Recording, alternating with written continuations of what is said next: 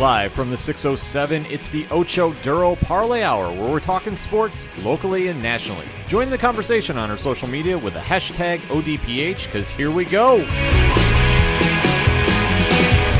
Instead of looking deep inside, every word I have to say, keep it simple. Welcome back for another edition of the ODPH podcast, better known as the Ocho Duro Parlay Hour. What is going on, everybody? How are we all doing this week? My name is Ken M. Thank you so much for joining us. And also joining me in panel, as always, you know him. He is the co-host. His name is Padawan J. Hello, hello, hello. Conspicuous by his absence, though, is your coach, my coach, the coach, Coach Duffy. Rumor has it he's entrenched deep in the Knicks war room, figuring out what to do with their draft picks. Yeah, he is. This is no lie. He is focused for the NBA draft. The free agency has now taken over in the NBA. He has definitely got his hot takes for it. We're going to see if we can get him on a blog, maybe even a Twitch stream. There is rumor that he might actually go on Twitch about this. I don't know. We're going to have to wait and see. But we have to get done with talking about some other sports first before we get into all that. So remember, join in the conversation on social media. You can find all our accounts at OchoDuroParlayHour.com. Join in on Facebook. Join in on Twitter. Join in on Instagram. Join in on Podchaser. Drop a 5-star review while you're there. And always remember to use the hashtag ODPH. Kicking off this week's sports edition, we have to go over the NFL week that was with our locks and leaps of Week 10. So, Pad, kick us off. I'm going to start with my lock, and that was the New Orleans Saints to defeat the San Francisco 49ers, which at the time were 9.5-point favorites. And they ended up winning by the final score of 27-13. Drew Brees, 8 of 13 for 76 yards, 1 touchdown, no interceptions. Nick Mullins, 24 of 38, for 247 yards passing, 1 touchdown, 2 interceptions. And if you're kind of been off the radar, not in the news lately, and you're wondering, wait a minute, that's really low stats for Drew Brees. What the hell happened? He did leave the game, I believe it was after halftime or something like that. And come to find out, he has a couple cracked ribs and a deflated lung.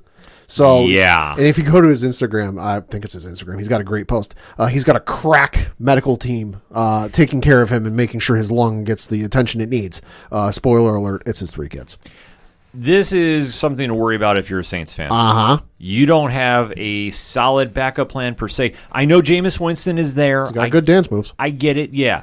But if you're going to be missing Drew Brees for an extensive period of time, this is some pause for concern. This legitimately is. Winston will come in there. He'll throw the ball around. Sure. There's no question about that. Oh, sure. But if you're trying to make a real playoff push, this is not saying hit the panic button just yet, but know where it is on the dashboard. Yeah, because, I mean, you can say, and maybe it'll be a better work for Winston since it's, you look at Sean Payton and you look at what happened last year when Drew Brees went down. And Teddy Bridgewater stepped in and he looked like a diamond. He looked like $1 million. Maybe the same thing will happen with Jameis Winston. It's hard to say just because you look at his time when he was in Tampa Bay and he had Mike Evans, he had Chris Godwin, so he had 2 great receivers there, but it just didn't work out. Maybe it's a case of slightly better coaching staff being in New Orleans with Sean Payton and everything they got going down there. Full week of prep. I'm currently digging up who they're playing this coming week. Oh, God, they're playing, who is Atlanta? What is Atlanta? They're playing the Falcons on Sunday, so might be a good game to bring him in and kind of get his feet wet. I have to agree. I think this is a perfect storm for him, per se. Yeah. But long-term is where I'm looking. And obviously you're hearing a lot of conflicting reports coming out of New Orleans about this. Drew Brees says he's going to be ready to go, which... Yeah, I mean, I don't doubt the man, but lungs are nothing to play around with. Exactly. This is something at his age, too, bouncing back from cracked ribs. 41 years old, yeah. Yeah, this is not something that is easy for anybody to do, let alone at his age for his level of play. Yeah. So if you're New Orleans, obviously you have Winston as your backup. Atlanta is a very winnable game. I'll say, and the Saints, not necessarily, like you said, don't need to push the panic button yet, but know where it is on the dashboard. You've got an easy next couple of games, because like I mentioned, they're at home this coming Sunday against the Falcons. On week after, they travel to Denver and play the Broncos. And then week 13, they travel to Atlanta and play the Falcons. Week 14, they travel up to Philly and play the Eagles. So definitely winnable games, not anything you really need to go, oh shit, we might lose because we don't have Drew Brees.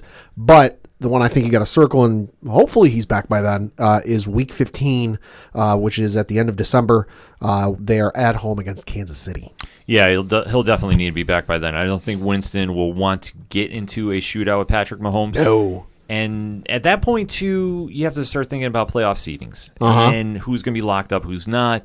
For New Orleans, they really have a good, easy stretch to win, I'd say, the next 4 games. Easily. I really have to say. I know we're talking division games with Atlanta, but like we always talk about, who is Atlanta? What is Atlanta? So I don't really sweat them too much. And going to Denver, you never know what team you're going to get out of there. No. I mean, obviously, traveling out to Denver is never easy. So who knows? And then with the NFC East, I don't care anybody in the NFC East. Listen, unless a miracle happens, they're just not doing it this year. Nope. So who knows? I mean, Philly could be playing spoiler. So it's not going to be like completely out of the realm of thought that they win the next 3 out of 4. Right. And obviously, if they do that, that puts them at 10-3. So you're sitting pretty. Yeah, and I mean, I'm looking at the playoff standings as we sit here recording. Currently, Green Bay is in first place in the NFC at a 7-2 record. New Orleans is in second place with the exact same record. Green Bay is in first place because they win the tiebreaker based on head-to-head win percentage.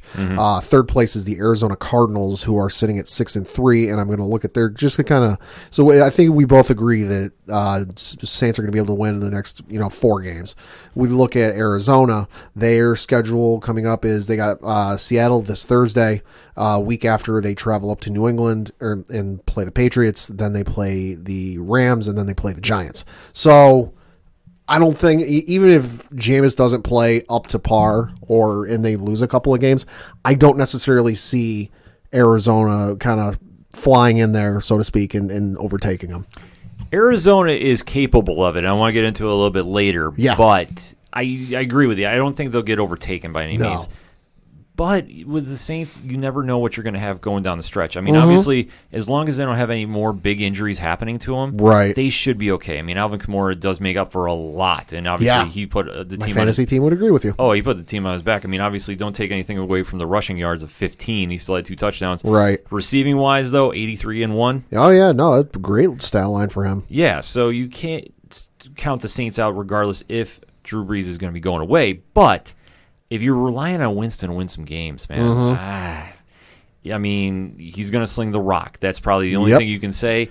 Will it cut you some games? Yeah, it will really cut you because he does have a tendency to throw a lot of interceptions. I believe, wasn't he the 30-30 club? Yes. So that's not the club you want to be a part of. No. It's not the baseball 30-30 club. Yeah, it definitely isn't. I mean, touchdowns and interceptions, you really don't want to be a part of that.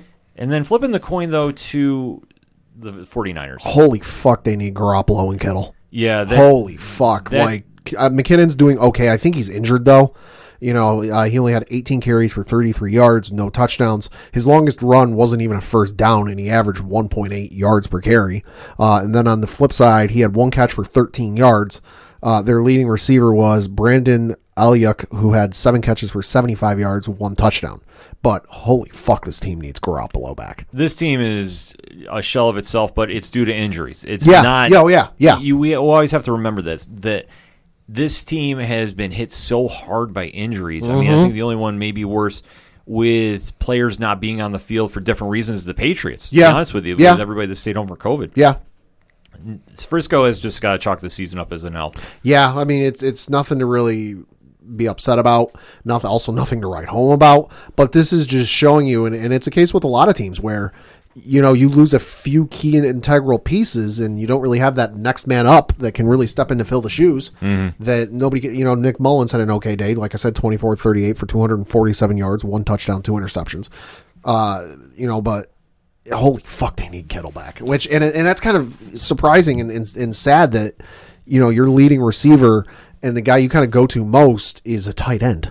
But that's always been Frisco's offense as of the last couple of years. Yeah. I mean, there are some teams that do that. I mean, obviously, at one point, the Chargers were doing that when they had Antonio Gates. That's true. So it depends on if it works in your system. But the only thing that the other teams had in comparison to how Frisco runs their team, they had reliable wide receivers. I mean, this has been the year Deebo Samuel's been injured for a good majority of the season. That's true. So when you don't have that next man up mentality, and not saying the 49ers don't, but when you get on the field and you're not producing, it has to fall somewhere. Right, and you definitely need a receiver to step up because Jerry Rice and Terrell Owens aren't coming through that door anytime soon. Exactly. So they are going to be struggling the rest of the year, and obviously it is what it is. Yeah. I'm not going to rip on them too much because they're injury plagued. If this would have just been performance, like and flipping the coin to like Jacksonville Oh, yeah. or the Jets, Yo. it'd be a different story. But this is what it is with Frisco. Obviously, they're going to be the one outside looking in this offseason, and they're going to have to do some major retooling, I think, in certain areas. But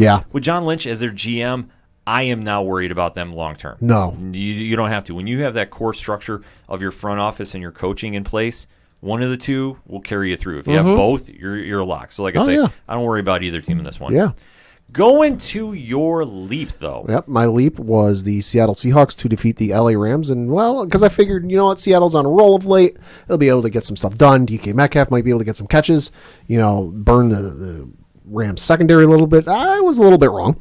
The Rams ended up winning by the final score of 23-16. Jared Goff had 27 of 37 for 302 yards passing, no touchdowns, no interceptions. And then Russell Wilson had 22 of 37 for 248 yards passing, no touchdowns, 2 interceptions. The NFC West is the most fun division to watch. Oh, it's bonkers. And it's funny because you think of a couple of years ago, just how bad that was. Oh, it was a laughing stock. That division, it was the version of the current NFC East. Yes, where they were just bad, and through a lot of bad years and a lot of good drafts, it's now one of, if not the best division in all of football. They have 3 fun teams in there to watch, and if Frisco was healthier, it would be 4. You got 3 teams tied for first place, all at 6-3. Yeah, that is how good this division is. And without looking at numbers and trying to figure it out. Probably the only reason Arizona's on top is alphabetical. I would have to agree. It's looking at this team of Seattle. We all had them pegged to go to the Super Bowl. Yep. And win in some cases too. It's not to say they're out of the realm of thought. No. But the one thing that is the most polarizing question is, what LA Rams team will you have show up? Uh-huh. And it's something that we can't figure out as fans. No. Because they have talent. It's never said that they don't have talent. They have a lights-out defense, though, for the most part. Yeah, when they want to show up. When they want to show up. And if they had a little more consistency, they might have only lost maybe 1 game this year. Oh, easily. I got to be fact about that. Oh, yeah. But Jared Goff, listen, I am not the biggest fan of him. No. I think that he has flashes of brilliance a lot. Sure. But he doesn't do it consistently enough to make me say he's an elite quarterback. No. But when he's on, he's on. And I'll give him his due about this. I mean, obviously 302 yards is nothing to sneeze at. And his wide receiver core is kind of all over the place. I mean, Robert Woods, 33 yards. Higbee had 60. Kupp had 50 yards. So it's not like anybody was lighting up the stat board. And you know that you had to bring your A game against the Seahawks. Yep. And they did a great job of slowing down DK Metcalf. I was going to say Ramsey shut him down. Yeah, Jalen Ramsey shut him down. 4 targets. 4 targets for 2 catches, 28 yards, no touchdowns. Yeah, unbelievable. Yo. So, like I say, when you have that defense show up, because sometimes they do, sometimes they don't. Oh, yeah. It's a major swinging factor that if they're going to make a deep run again in the playoffs, if they should get there, which I'm not doubting they have a chance of the wild card. I don't think they're going to win the division, but I think they have a chance to win wild card. Right. They're going to need that defense to show up every game, and that offense needs to hang with the elite of the NFC. Oh, sure. I mean, this is kind of, I'm looking at the Rams' schedule. Their 3 losses this year are to Buffalo, the 49ers, and Miami. So, and of course, Miami was the bizarre 4 interceptions by halftime game. They're beating the teams they should. Dallas was a good win for them because of week 1 went up against Dak, and that was a full team.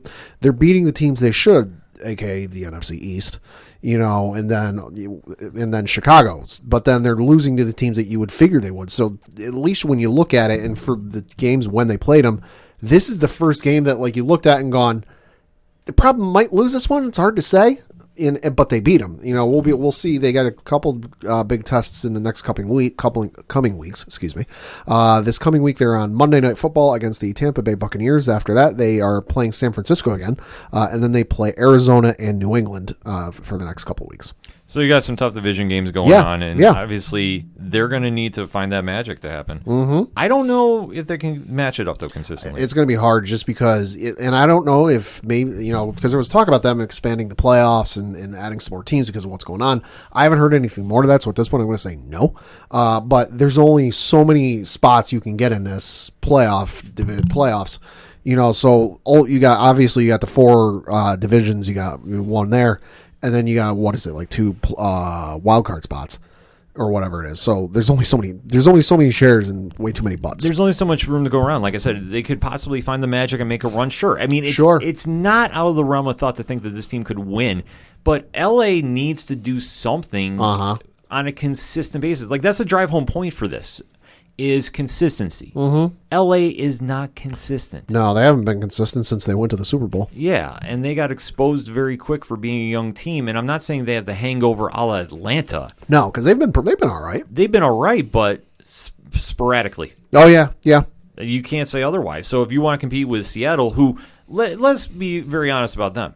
You know what you're getting out of them each week. You're not going to get anybody really lighting up the stat lines. Russell Wilson has been on an MVP pace. Yeah. But after that, who else is going to be the next person to step up? They did a great job of shutting out DK Metcalf, which I can't fault him on. No. If you're going to shut out anybody, you do that. Yeah. Who's the next man to step up for him? Well, yeah, and then on the flip side, maybe you'd figure, all right, well, they're going to shut down our receivers. Let's get a running game going. Their running game hasn't been anything special all year. No, Seattle has been injury plagued. I mean, Chris Carson's been out I don't know how many times. Carlos Hyde has been non-existent too with injuries. So obviously they've had a running back by committee literally. And Alex Collins can only do so much. Yeah. But he's not the main guy. I mean, even though 43 yards and a touchdown is nothing to sneeze at. No. To be on that level, Seattle is going to need somebody to really become a playmaker in a hurry if you take out their big guns. And, I mean, it's possible that they'll have somebody step up. I mean, I trust Pete Carroll enough that he'll find a diamond in the rough, but they're going to need to make some quick adjustments in their running game to be a little more consistent. Otherwise, you're going to rely on Russell Wilson to have you in a shootout every game. Not saying he can't do it. Right. But is that really what you want to do for Seattle football? I don't know.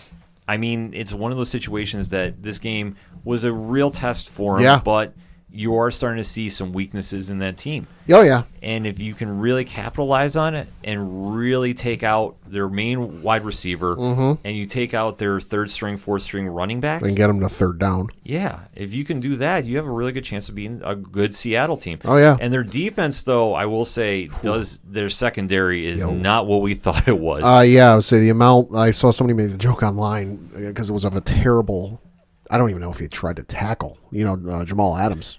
They gave it's looking like they gave up way too much for that guy.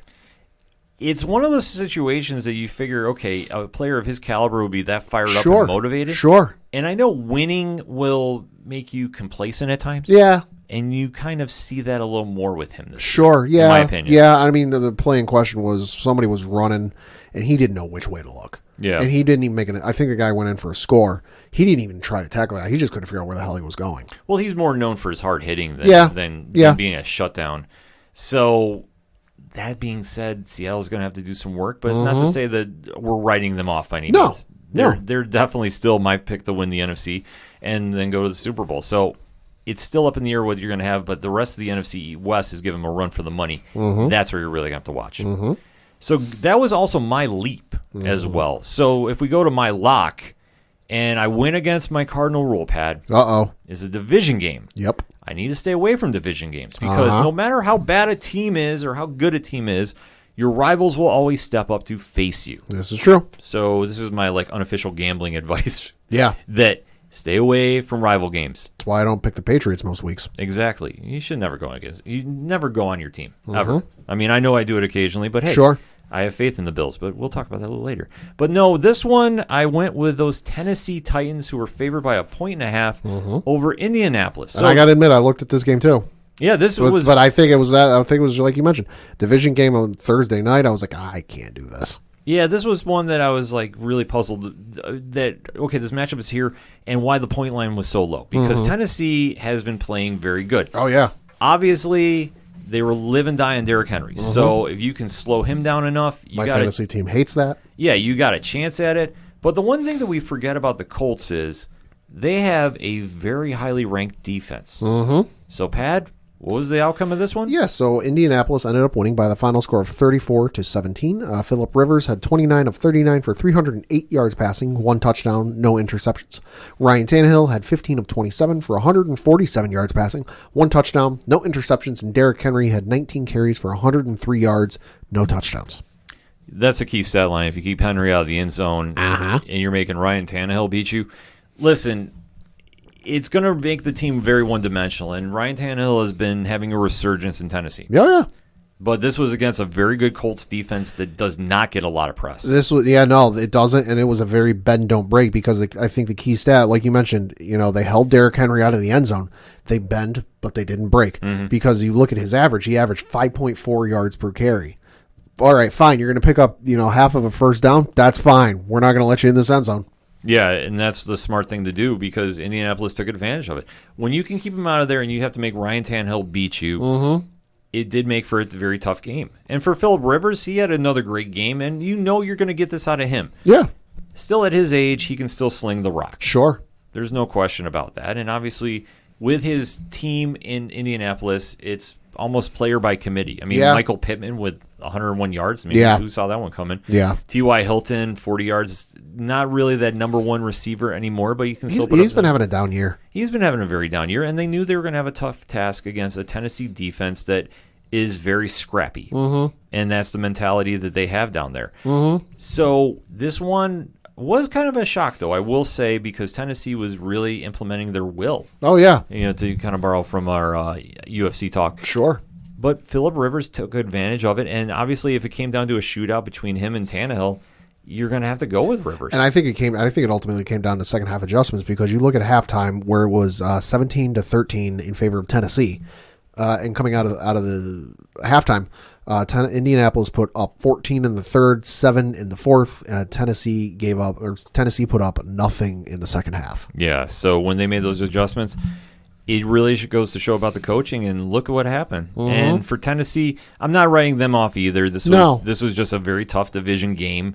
They're still going to be in that talk for the AFC South. I'll say, they are currently tied with the Indianapolis Colts for first place, but because they just beat them, Indianapolis has got first place. Yeah, so they'll be in that playoff talk when it gets time for that. Yeah. Indianapolis is right there with them. I mean, who would have thought at the beginning of the year we all had Houston running away with this division, and yep. Man, how that ship has sank. You'll see, Coach had Tennessee. You and I both had Houston. Yeah. Yeah, and then for wild card, I'm just looking. You had Houston making it on the wild card, and then I had Tennessee making it in.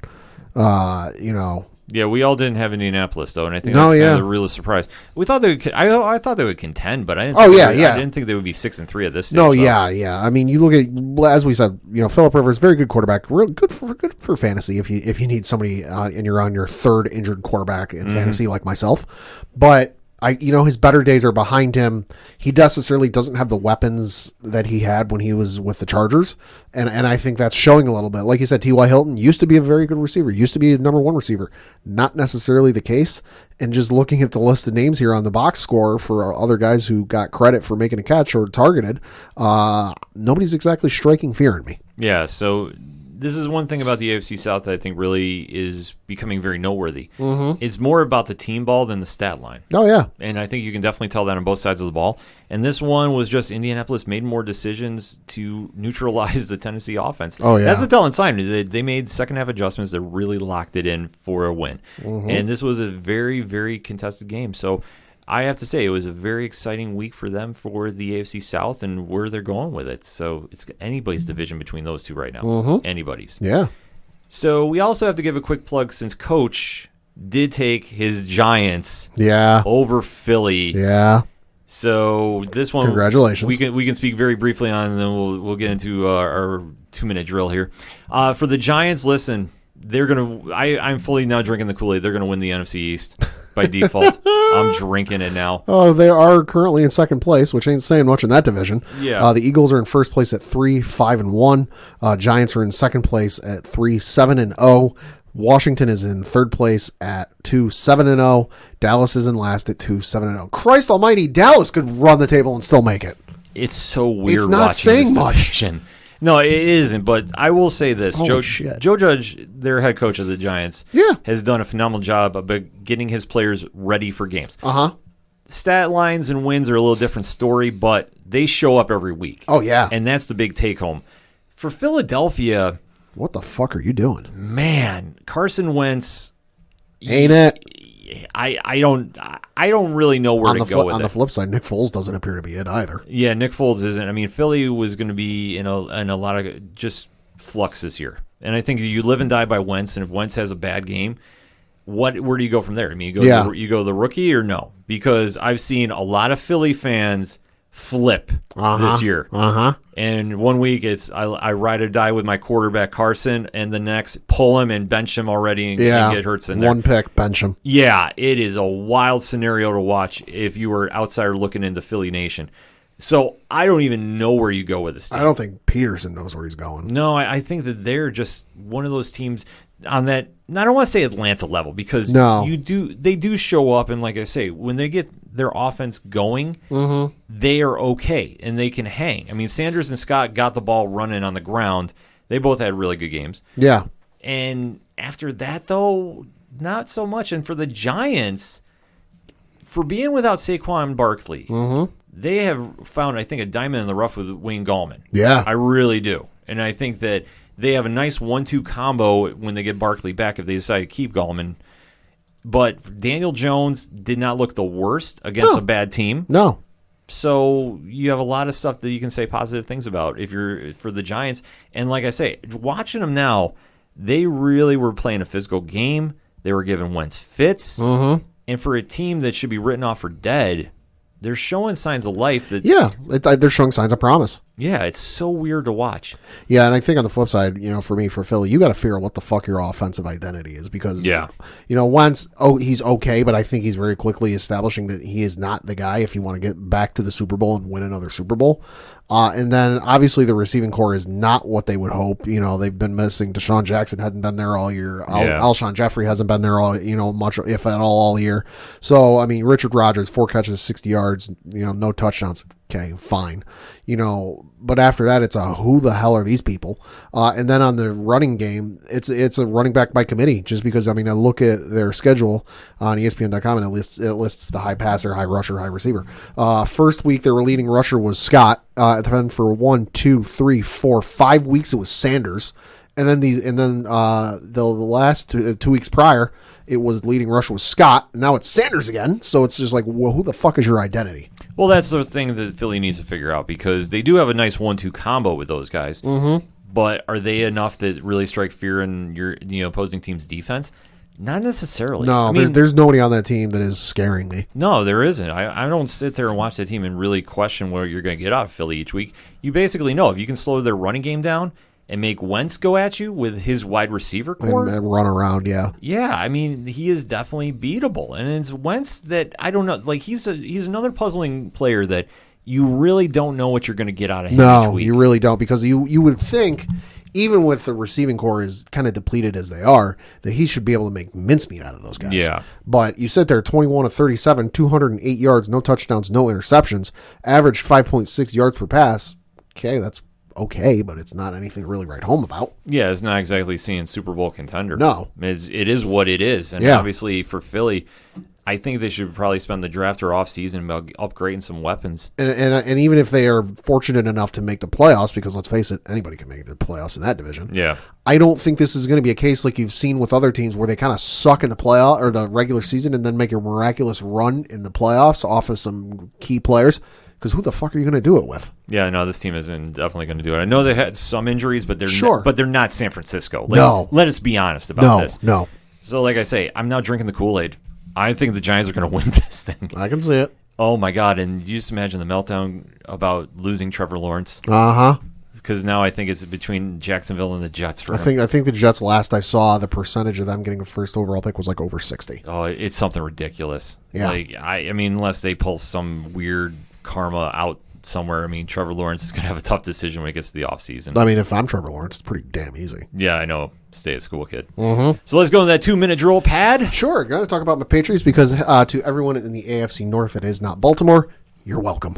Yeah. Patriots defeated the Baltimore Ravens by a final score of 23-17. Cam Newton had 13 of 17, 118 yards passing, 1 touchdown, no interceptions. Lamar Jackson had 24 of 34 for 249 yards passing, 2 touchdowns, 1 interception. And then on the running game, Lamar only had 11 carries for 55 yards.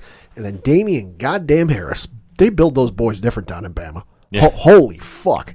Damian Harris, 22 carries, 121 yards, 0 touchdowns. If you're wondering why I mentioned Alabama, he backed up Derrick Henry in Alabama. The running backs that come out of that school, man. They build them different, man. Yeah, unless you're Trent Richardson.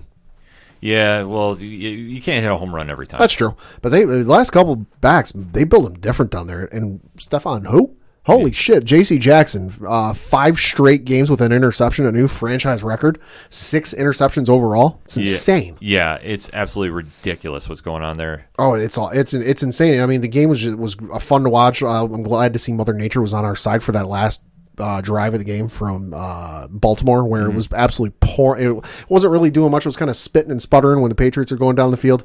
Baltimore got the ball, and it's like, all right, time to open the heavens and dump some rain out. It was nuts. It was absolutely nuts, and I think the one takeaway I got from this is Baltimore's defense is not the normal Baltimore defense we've seen. No. And it is what it is. It's not a slight to them by any means. No, and I think this was, again, great scheming by Belichick, because one of the points, I think was Chris Collinsworth brought up on Sunday Night Football, is they're good at defending the pass. They're good at defending the short pass, which, let's face it, that's pretty much what New England is these days. Randy Moss ain't coming through that door anytime soon. Neither is Dante Stallworth, for deep passes. Yeah. So they're a dink-dunk, not necessarily far. I mean, you had a couple long passes, but that's not their norm. You're not going to see Cam air it out, 5, 10, 15 times a game. So what are they going to do? They're going to run the ball down your throat. Yeah, and it's a smart move to do. So they played a well game, a very, very well game. Yeah. I think that Belichick schemed this, and like he's going to, listen, we can all talk about Tom Brady leaving, and it's a different look for the Patriots. He still has them in every game they step on the field with.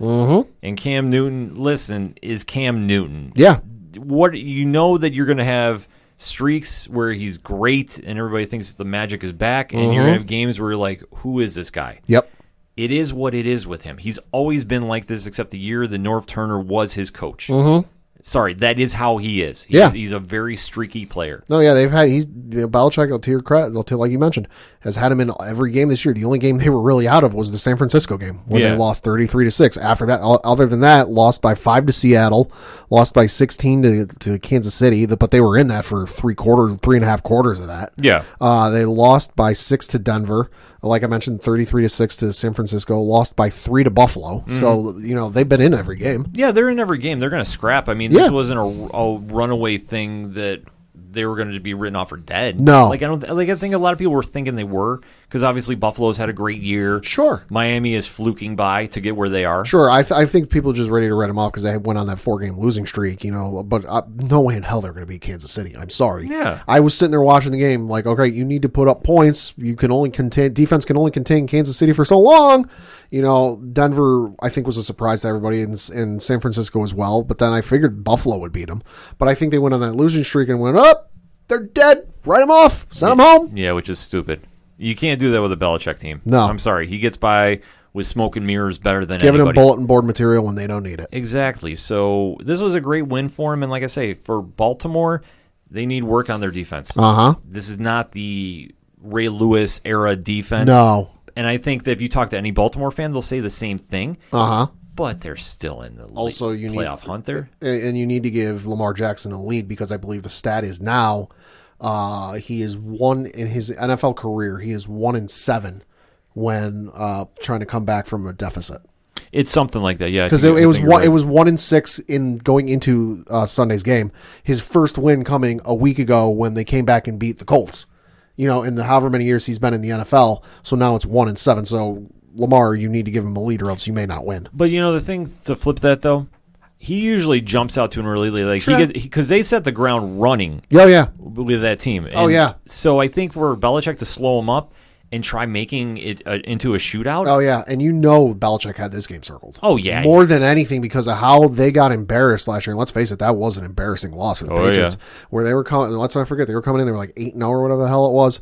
Best defense possibly in NFL history. And then they just got embarrassed. Belichick was like, yeah, we're gonna show this ain't the same team. Yeah, you want to make a statement win with that one. And you know what? I don't blame him. He made a statement win, and like you mentioned earlier in the segment, with like half the defense missing. Yeah, he's making a lot of things happen that people don't realize. I hate saying this as a Bills fan, but I will always give the devil his due.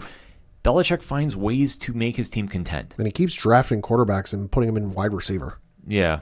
Julian Edelman. That's a weird thing. Jacoby Myers. Yeah, I love a good trick play. Oh, well, yeah, he does. Trick plays better than anybody. So to see where they're going with this, I mean, obviously, I don't think they're going to get to the playoffs this year. Maybe not. Maybe, but who knows? Like, it's not out of the realm of thought. No, I mean, it's definitely not. They got definitely a couple winnable games these next couple of weeks. I know they've got Houston on Sunday down in Houston. After that, they play Arizona, the Chargers, the Rams, and then to close out the year, they play Miami, Buffalo, and the Jets. So there are some games they can win, and there's some that is going to be a little more of a task. So Patriots are still going to hang in there. They're not written off for dead yet. Nope. Neither is Baltimore. Like, let's say, they did have a bad game. Their defense is not the same, but still, they're 6-3. They're probably going to get the wild card easy in that AFC Central, or AFC North, rather. I mean, obviously, they're not going to catch up to Pittsburgh. I don't think so. If things really fall apart, though, they're really going to screw with yours and my Super Bowl predictions because we both had them going. Yeah, I still think they wind up there because I think the one thing that Jackson is going to do is he will try taking the game into his own hands. When he gets into the playoffs, he's going to run every chance he gets. I don't think that he's going to try giving anybody like a Patrick Mahomes or a Josh Allen time to get on the field. They just don't have much more room to slip because as we sit here recording, they are currently the 7th seed in the AFC the AFC playoff picture, with Cleveland right behind them in 8th. But Cleveland's got to be consistent. I mean, that's the one thing. Good luck. Yeah, which, like I say, they have games where they're all back to the swagger talk and quoting Lil Wayne as Baker Mayfield was doing this past week. Yeah. But you guys have to do this every week before I take you as a serious contender anymore. I'm sorry. Like, I love Cleveland. Don't get me wrong. Great city. No, yeah. Been there once myself. Great city. But if you're going to be talking that talk, you got to walk that walk on the field. Baltimore's been doing it for seasons now. You guys have been doing it for a cup of coffee. When you make it a thermos, then we'll talk. Yep. Sorry.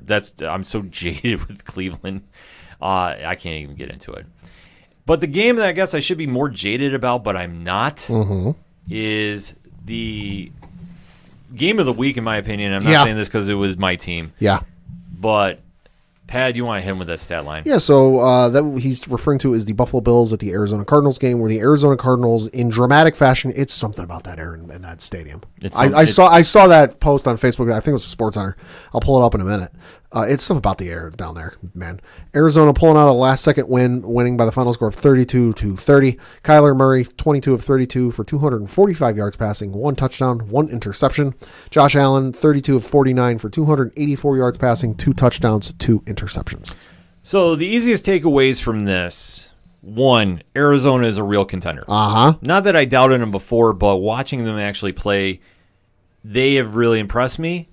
Albeit, though, there is one thing that stands out to me about them that scares me if I'm an Arizona fan.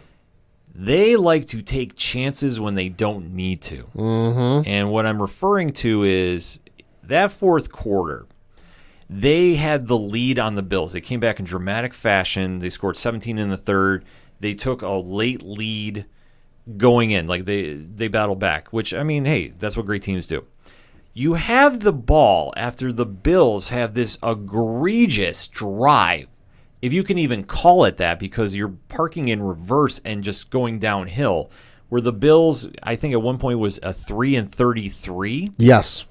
After 2 false starts, 1 block in the back, 1 offensive pass interference, I want to say. It was just a hot mess when they were trying to press.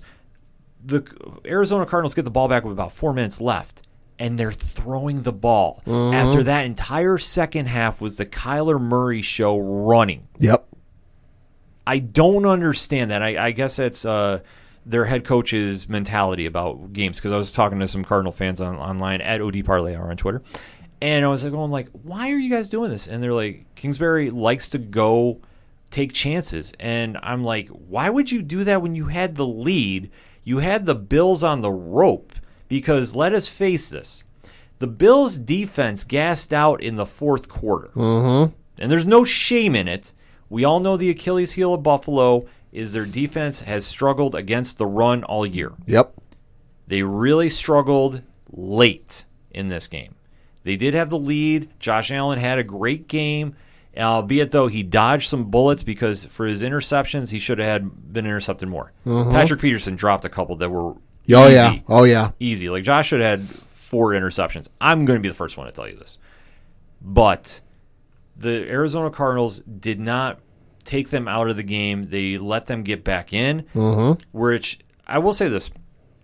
Josh Allen finds a way to lead that team in a fourth quarter deficit that I have not seen since Jim Kelly. Oh, okay. I'm going to be honest about this. He really gets that team motivated that I feel that they rely on him too much to lead them back. But he does it, and he was smart about it, because the one thing that Arizona was struggling against is the pass, which is kind of surprised with Budda Baker and Patrick Peterson. Oh, yeah, say Cole Beasley, which, holy shit, catch of the year from him. Yeah. God damn, all of 5'4" or whatever the hell he is, making a one-handed leaping Odell Beckham Jr.-like catch. Yes. But he led the Bills, 11 catches, 109 yards. Stephon Diggs, 10 catches, 93 yards. John Brown, 6 catches, 72 yards. Yeah, John screwed up his leg, though, pretty bad. Yeah. I think he's going to be out for some extensive time. I have not seen the injury report yet, so I'm not sure. But they were torching that defense. Oh, yeah. When they were passing. The run game, We'll say I'm looking at the averages. Beasley 9.9 yards a catch, Diggs 9.3, Brown 12.12, Dawson Knox 8, Josh Allen himself 12. Yeah, because he caught that gadget play. But the only guy that had a below 5 average was Isaiah McKenzie, who caught 1 catch for 2 yards. Yeah, it's absolutely wild to see how they were torching that defense. But where the Bills were really struggling is once the defense gassed out, their offense sputtered. They couldn't run the ball to save their lives. And when they were passing, Josh Allen led them down the field, and he was smart, too, because when he had nothing to throw downfield to, he ran. Oh, yeah. And he was sliding. Oh, and there was that one where I was like, what the hell are you doing? He had that run on that, I think it was that final drive, where I was like, why the hell? Like, it was almost an immediate snap the ball and took off. I'm like, what the hell are you running for? And then they showed the replay, and I realized, oh, that's what he looked at the defense, and he read the defense and saw there's nobody in that middle part of the field. They all dropped. Yeah. Which is, I think, a testament to his growth and his learning in the NFL that he looked up. And because I think a couple of years ago, he might not have done that. No, he wouldn't have done that. He wouldn't have done that, but he went in there, he looked, and he goes, oh, shit, I can make a run at this. And he was smart about it, too. And, Yeah. they put that rope to Diggs in the corner of the end zone. Which at that point, the win probability for Arizona was 8%. Yeah. But give testament to Kyler Murray. Like, I was more impressed with him in this game than I think that going into this. I thought he was good, and I thought, okay, maybe the kid's a lot of hype, but let's see what he can do. Led his team down the field, and through the Hail Mary pass that you've seen highlighted all the time to DeAndre Hopkins, who... To quote Kyler Murray, and he tweeted what he thought in that moment, shit, Hopkins down there somewhere. Yes, and you know what? It's a bold move, but it paid off. Yeah. And for any Bills fan, look, we can't be mad about that catch. Triple coverage. Everybody was there, and everybody was defending. Yeah. It's just Hopkins is taller. Hopkins was taller, and the one thing is everybody went for an interception instead of knocking it down. Somebody was telling me that Poirier got knocked the defender down, too, that could have made a play. I don't know about that. I think the only thing that was working against the Bills, and I only saw this because they showed the replay 9,000 times, understandably so, was whoever was on Hopkins in that moment Davis White gave him like 5-10 yard space before the snap. Yeah, that was the only thing that I think if you'd have played him up, he wouldn't have gotten as deep as he did. It's a very tough call. I agree with you. I think they should have pressed him, but then they were probably going, okay, well, if he burns White, which he might have, if he burns him down the field.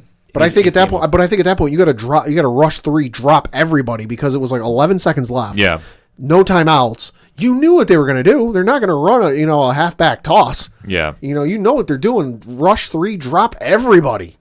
Yeah, it was just a faux pas on the defense, and like I say, for 3 guys not to get that ball out of Hopkins' hands, listen, he deserved to get the touchdown. I wasn't mad about it. I know, I wasn't mad about it. I'm like, that was a damn good catch. And like I said, I found the post. It was from Adam Schefter on Facebook. It's something about that goddamn air in that stadium, because there's some catch Eli Manning made against the Patriots that I'm having a blank spot in my memory. I don't remember that pass. The Malcolm Butler picking off the Seahawks in the Super Bowl. You had Aaron Rodgers Hail Mary in the 2016 NFC divisional playoffs, and now this game. Something about that air, man. It's something about that stadium. They got some weird mojo going on down there. But, hey, good win for Arizona. Can't be mad about it. Bills are on a bye this week, so I get to watch football in peace. So I'll be excited for that. And then let us know what you think about this past week's NFL action. Hit us up on the hashtag ODPH. What is your thoughts about your team going into Week 11 now? Can you believe we're already at Week 11 crazy. in the NFL season? Hit us up. Let us know. We're going to take a quick break. We'll be right back. Do you think you should go to jail if you throw a cookie at your girlfriend? Do you think it's cheating if an athlete fails a doping test, but the twist is only her boyfriend is juicing? Do you think 200 shots is too many to try to stop a robbery? What would you do if your parents burned $30,000 worth of your porn? Have you ever asked yourself this question? What the hell is wrong with Florida? Well, we're the Rum Runnas podcast. We read the clickbait so you don't have to. We click those questionable links that pop up in your feed and let you know you want a new iPhone. Every week, we break down the weirdest and funniest of those articles. Find us on Apple, Google Play, Spotify, Stitcher, Anchor, and just about anywhere you find podcasts. Video versions can be found on YouTube. Just search Rum Runnas. That's RUMRUNNAS.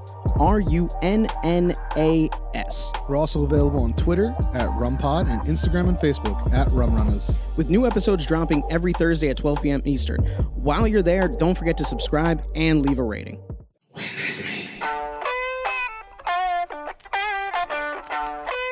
Hey, this is Brian Wolf from Fair City Fire. You are listening to ODPH, the greatest podcast in Binghamton. Woo!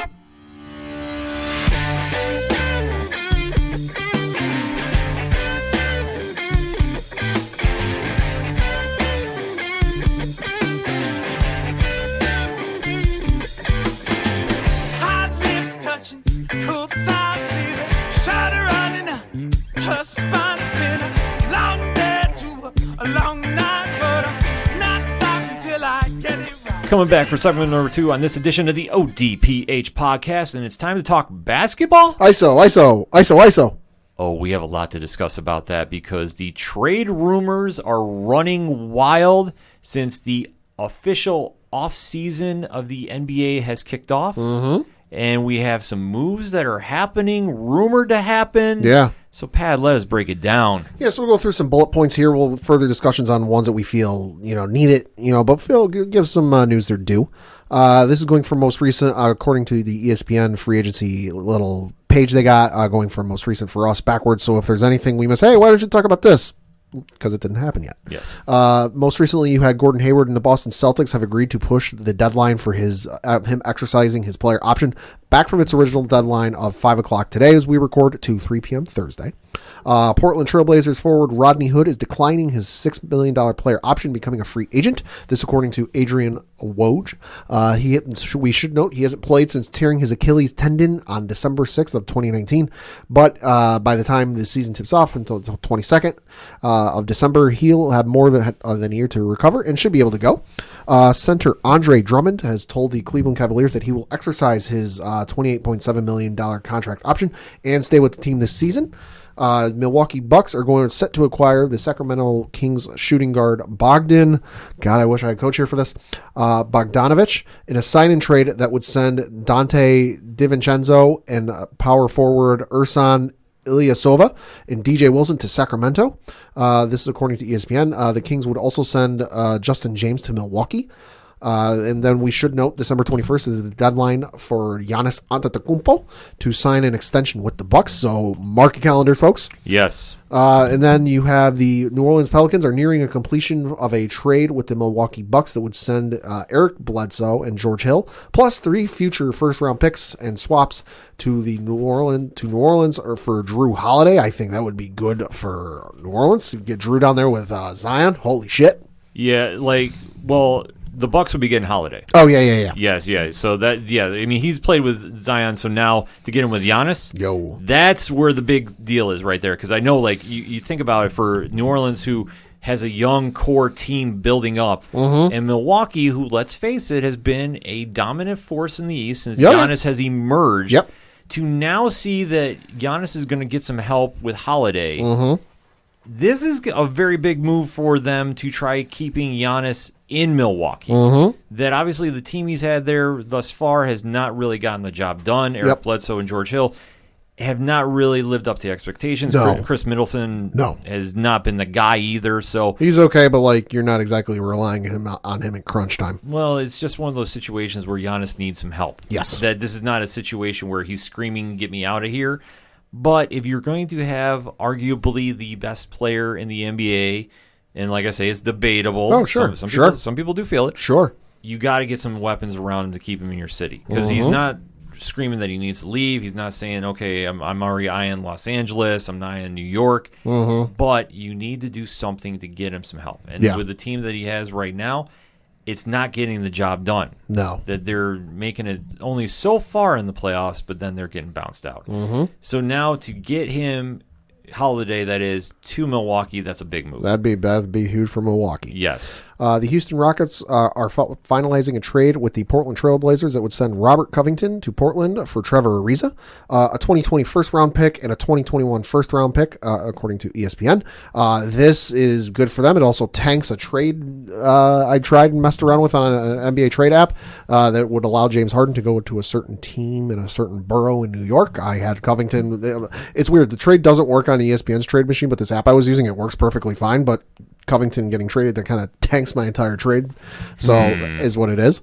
And then one of the first, I guess, big trades that came down is during the time off.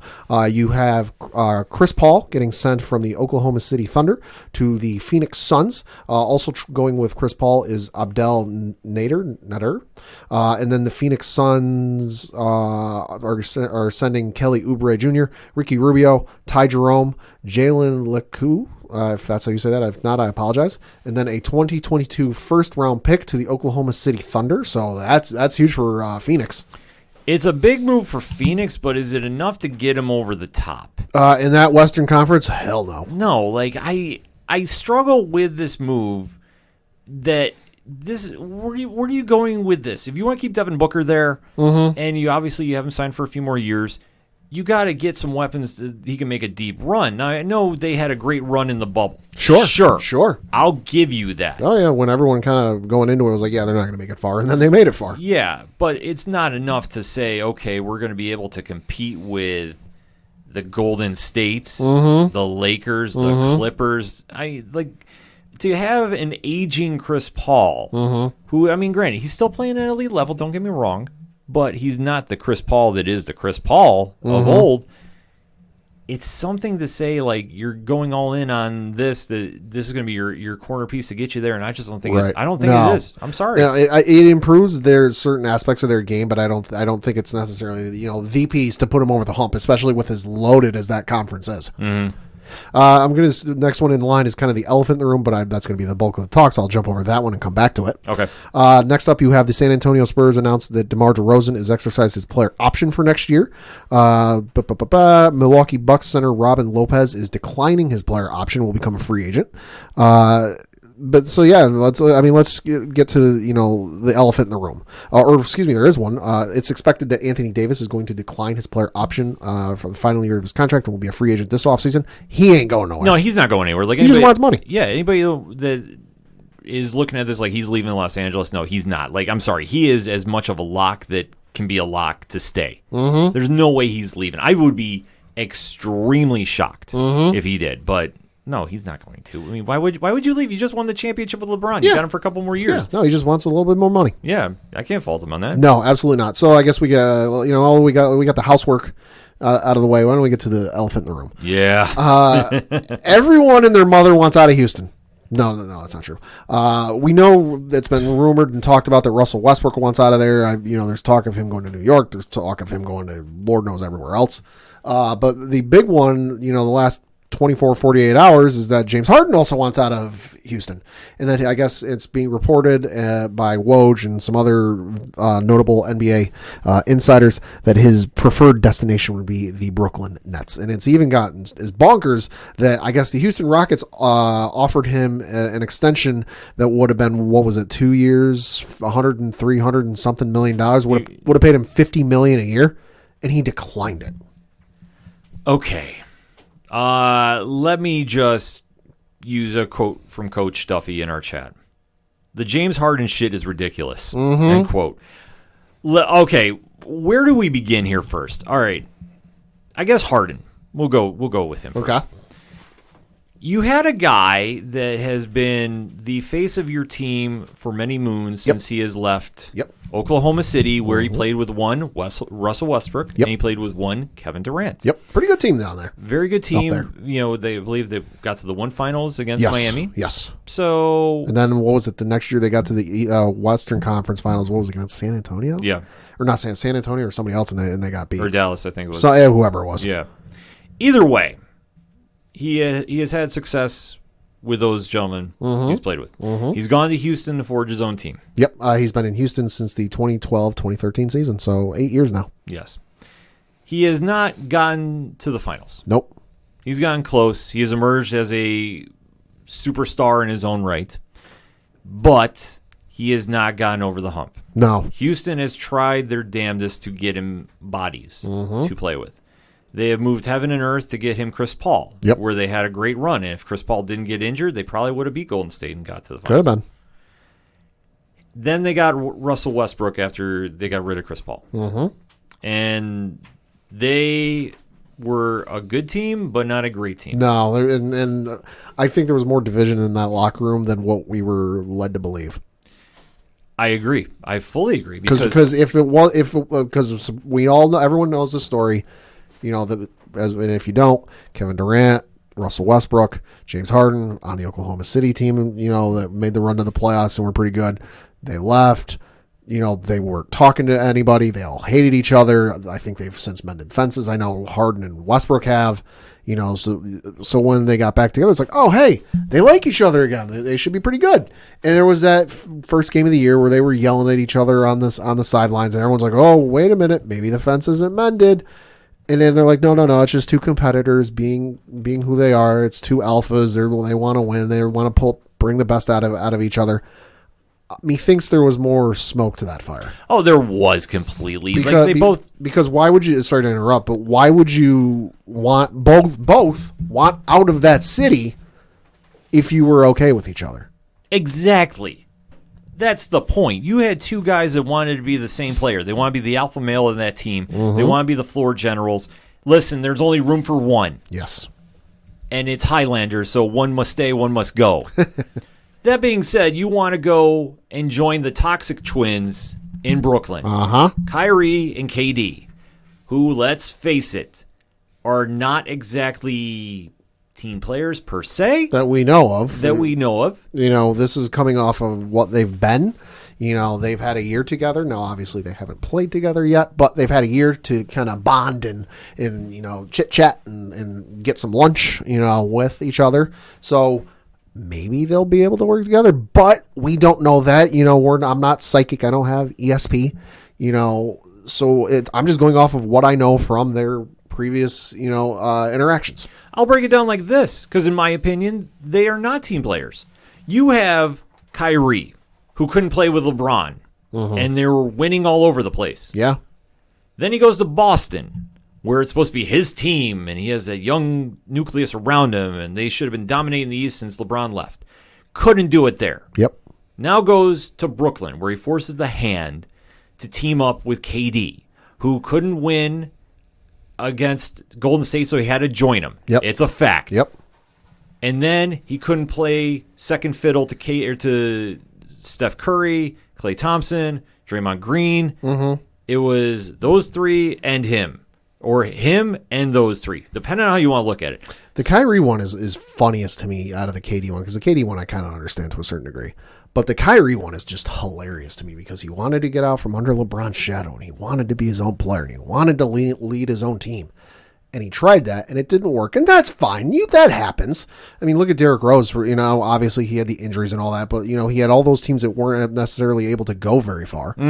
But he still tried at it. He didn't leave and join a super team. He didn't go to San Antonio and join the Spurs. He didn't, you know, go out east and join LeBron.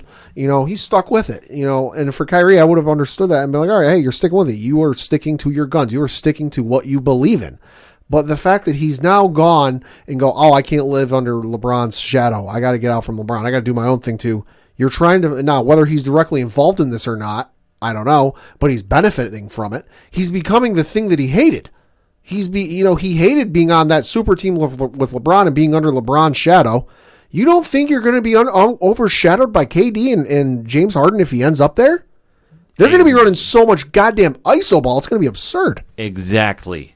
There's not enough basketballs in the state of New York, let alone the borough of Brooklyn, for those three to coexist. If the trade happens and you want to get an early preview of what's going to happen, go to the NBA Memes Facebook page. Just search NBA Memes. You'll be able to find it. And look up the video they posted today of somebody playing NBA 2K and as the Brooklyn Nets, and it's showing you what they will be playing next year, and it's all isolation. Yeah, that is all you're going to get from that team. You're not going to get anywhere. No. They will implode. They will implode. Mark the tape right now. And it's going to drive the other two other guys and the other teammates on the bench batshit crazy that they're not going to want to play with them. Exactly. If you don't think that they're going to be all fighting for the same basketball, all want to take the last shot, all be the quote-unquote alpha male of that team. Yeah. Listen, it is fact. I will say allegedly just to say allegedly, but let's be honest. All three of those guys are going to want to be the star in the brand new team, brand new city. They're not going to want to take a backseat to the other two. I'm sorry. It's just not going to happen. They will self-implode. Kyrie will probably be the cause, allegedly, in my opinion, because let's face it, we just already said where he's been. And he can't win when he's been given everything he wanted. So now you have KD coming back from an injury. You don't know what you're going to get out of him. Right. But I'm going to say we'll get him back at near 100%. We'll just say that out loud. You're going to try telling me that he's going to be dishing the ball to James Harden? Yeah. No, they couldn't coexist in Oklahoma City. What do you think they're going to do now? And I don't care. It's been years later. In fact, I think that makes things worse. Yeah. You think Harden's ego is going to be like, no, that's cool. I'll only get 20 shots a game. It's fine. Yeah. Really? Really? Yeah, no, that ain't going to fly. Get out of here. If this happens, that team will implode. Mark my words. That they will get upset in the playoffs each and every time. They might get to the finals, but they ain't going to win them. No. Those three will not win the title against anybody out of the West. Clippers, Lakers, Golden State, because let us not forget, Golden State is now healthy. We're all forgetting about that now. They're healthy. They're rested. They got a #1 draft pick. Yeah. Good Jesus Christ. They're going to be in fine shape. Uh-huh. And you're going to tell me that the three guys in Brooklyn that are going to be fighting for the ball, fighting for the back page of the Post every night, the Daily News, because it's New York. Yep. That means something. You're going to try telling me that they're going to coexist and be happy if one of them only gets 18 points a night? Really? And let's not even forget that to get this trade to work is going to take a wizard and a mathematician from Harvard. If you go to ESPN, I've been playing with ESPN.com's trade machine for the last 2 days trying to get a trade to work, and I just can't get a trade to work with the money and everything else. So if this ends up working, whoever figures this out and whoever gets the money to work should get a pay raise, because holy Christ, it's going to be tough. It's going to be absolutely awful. It's going to take a minimum of at least 3 teams. Yeah, it's going to take because you have so much money getting moved around that anytime I try making a trade with 2 teams, I got to end up getting rid of another $20+ million in salary from the Nets, or from the Nets. Yeah. So it's going to take at least 3 teams, if not 4. It'll take 4 teams if they're going to do this, but it'd be foolish to do it to the Nets. If Houston wants to move them to get assets, go find another team, because Harden you're not going to get enough benefit coming out of Brooklyn. Right. I'm sorry, you're not. There's really nobody there that I look at and go, oh, if you get this guy, that guy, and this other guy for Harden, oh, that's a good deal for you guys. Like, there's really not. No, there isn't. So I don't understand how this is going to be beneficial other than he thinks he can win easy in Brooklyn. You're not. No. I'm sorry. Toronto is still going to scrap. Boston is still going to scrap. Miami is going to scrap. Yeah. You think Jimmy Butler is sitting there watching this and not going to the gym 10 minutes earlier each day watching this unfold? Listen, you're not going to have an easier path to the playoffs by going to the East. No. I'm sorry. No. You'd be better off sticking in the West and telling Houston, get me this person. Oh, yeah. By however means you need to. I need this person, wherever team that he's on. I don't know who you get down to Houston to hang with the Lakers. I really don't. No. But you got to go in there if you're James Harden and say, okay, you've given me everybody you can. We can't win here. Yeah. okay, if you're going to move me, make it something that makes sense, because sending him to Brooklyn, he'll be complaining by whenever the alleged All-Star game date would have been. Yeah. Because we know there's not going to be one this year. Correct. This is one of the most asinine moves, in my opinion. I'm sorry. It really is, because I just can't see how him going to Brooklyn would work when you had Chris Paul, who is a future Hall of Famer, and it didn't work. You brought in Russell Westbrook, who may be a Hall of Famer, hard to say, but he's a very good player, and it didn't work. The hell's it going to do going out east with KD and Kyrie? It's not. No, it's not. If you're going to do anything smart, like, this is what I would say. I'm not saying this knowing the team that I'm going to say. Mm-hmm. Send Harden to the Knicks. Okay. And have it be involved anybody but R.J. Barrett and Mitchell Robinson. Good luck. Yeah. Do something like that. If you're really going to try sending him somewhere where he can contend and that's a young nucleus and he could be the alpha male and still be fine, yeah, there you go.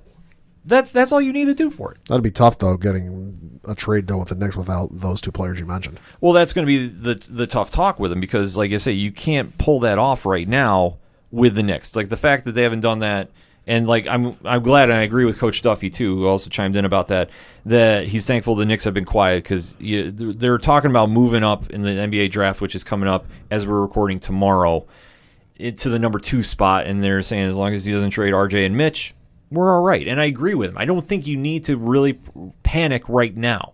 This draft coming up is not exactly a slam dunk, no pun intended, of superstars. It's a good draft. You'll get some adequate players, but are you going to get like the big draft, like when, a few years back when you had Melo, yep, and Melo, LeBron, D Wade, yep. When you're not going to get that one. No, you'll get a good draft. It's not going to be that great. No.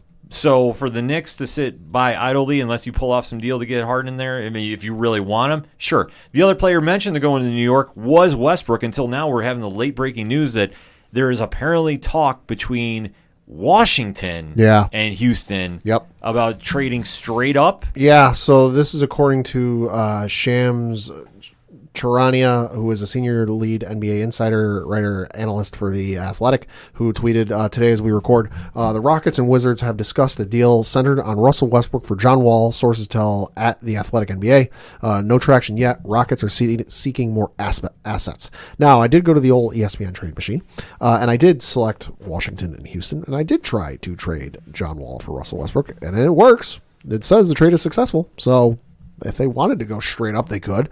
Houston's going to want more, though. Well, Houston's going to need more. It shouldn't even be a want. It should be a need. Because at this stage in the game, if you're going to be moving your superstar players, you have already told your fan base, we quit. We're rebuilding. Okay, get enough assets that you can build for a quick turnaround. Because it's not fair to them. No. I mean, granted, obviously with COVID, we can't go to games right now. I get that, but eventually they're going to be coming back. They're the ones supporting your team. But to tell your fans that, okay, we are just going to be rebuilding and not getting anything back in return when you're giving up 2 superstars. Oh yeah, that's foolish. Oh yeah, I mean look at the the steal that Oklahoma City got when they got Chris Paul, when they traded Westbrook to Houston and got Chris Paul back, and the laundry list of draft picks they had. You need to get some in any trade. You would like to get something back.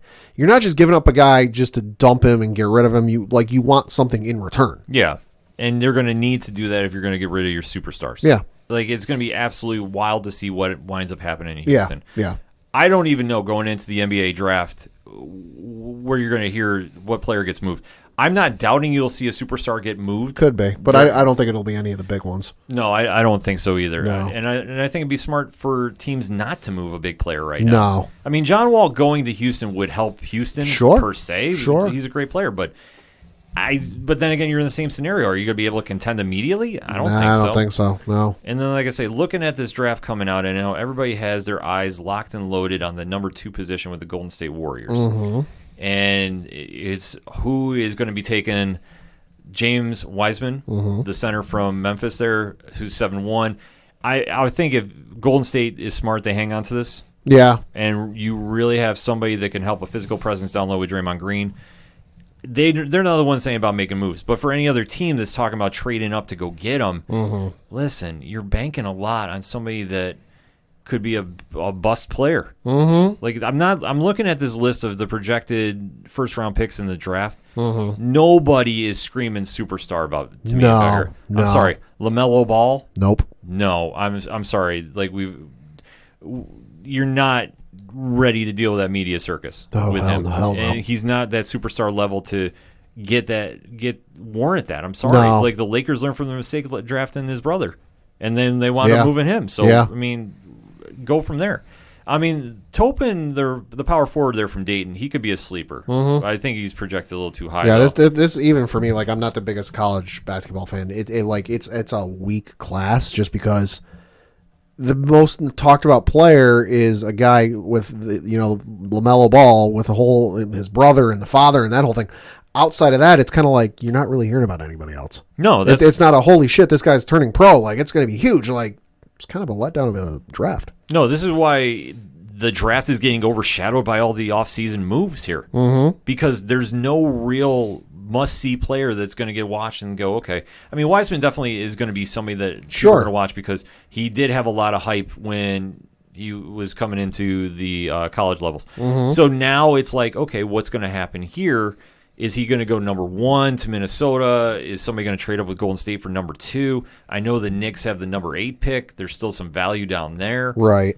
But is there enough to really justify that, or are you better off making a free agency move? So, Mm-hmm. I mean, we're all going to kind of wait and see what happens. I think you'll see a lot more go down Wednesday, probably leading into the draft, because I think if you see a superstar get moved, you're going to be watching and saying, okay, there's going to be some draft moves happening. But then, like I say, it's also a crapshoot no matter how you want to do this. Mm-hmm.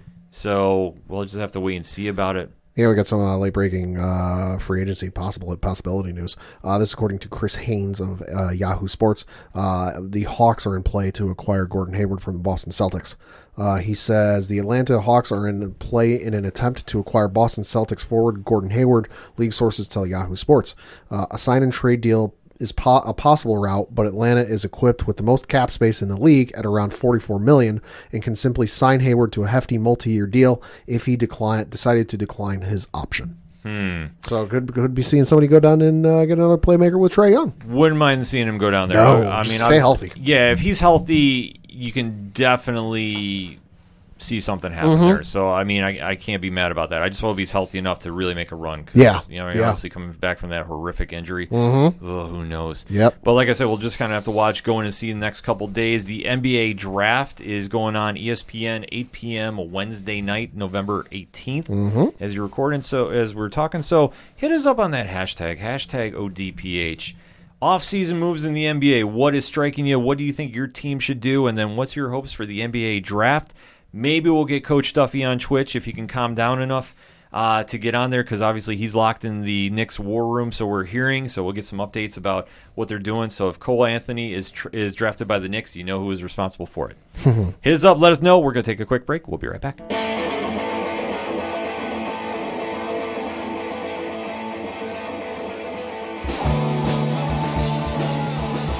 Hey guys, my name is JT. What's up, everyone? I'm Darren. Hey, what's up, guys? I'm Josh. Hey guys, I'm Christian. Hey, what's up, y'all? This is Dominic, and we're the East Coast Avengers. We're a group of 5 friends who get together weekly and talk about everything that's going on in the nerd universe. Whether you're a fan of Marvel, DC, Star Wars, video games, comics, or anything else nerdy that you can think of, we're the podcast for you. You can find us on Anchor, Apple, Spotify, Google Podcasts, or whatever streaming platform you use to listen to your favorite podcasts on. You can also catch us on our YouTube channel, where we release tons of content such as vlogs, unboxings, TV and movie recaps, and trailer reactions. So if those things sound good to you, then check out the East Coast Avengers podcast. We hope you enjoy.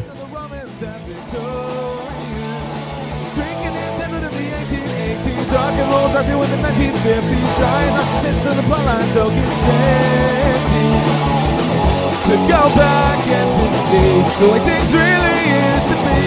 Now knowing we remember them. To go back and to see the way things really used to be. Now knowing we remember them.